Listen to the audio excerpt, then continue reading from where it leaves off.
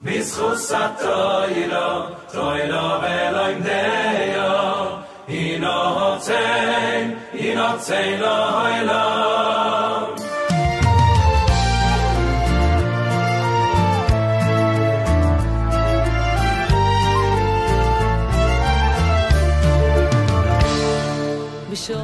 est tous en train de progresser, on est encore à quelques minutes de marche, Bezrat Hashem.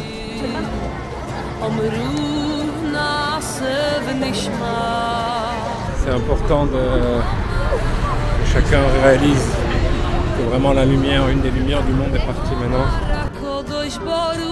Voilà, Baruch Hashem, on commence à se rapprocher à une centaine de mètres de la maison de Rabbi Chaim. On parle d'un homme qui a consacré sa vie à l'étude de la Torah, dans lequel il finissait annuellement le Talmud Bavli de Babylone qui comporte 2800 pages, celui de Jérusalem, toute la Torah orale écrite, et ce durant le cycle du cadran annuel.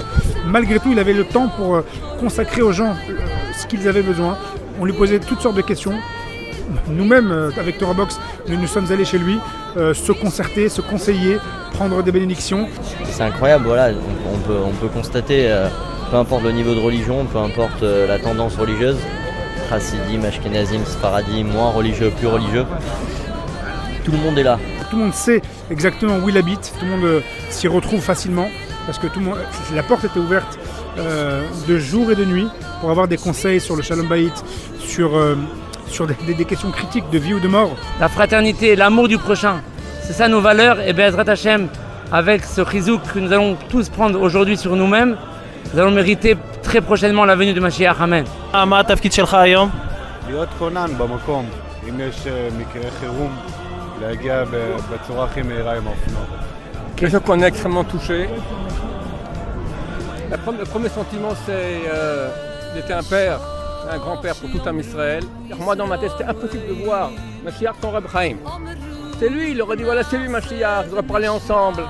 Tellement il attendait le Mashiach. Je pense qu'il a été le chercher. Mon conseil à tout le monde de faire une grande chouva. Si Reb Chaim est parti, c'est pas pour rien.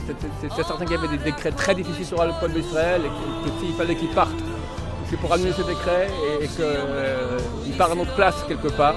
Alors ce qui est important, c'est de faire quelque chose, de prendre quelque chose que l'on pourra tenir. Donc ne prendre quelque chose de petit, mais qu'on va tenir au moins pendant une semaine. Ça c'est le premier conseil que je donnerais, c'est de prendre quelque chose qu'on peut tenir. Le deuxième conseil, c'est de le faire déjà, ne pas s'engager à long terme, s'engager pour la semaine des Shiva, du deuil. Si on peut tenir, ensuite on continue sur un mois. Et si on arrive à tenir sur un mois, alors pourquoi pas pour l'année également, par le mérite du Rav Kanevsky. Et donc si on arrive à faire cela, là on mettra de la lumière également à notre tour dans le monde.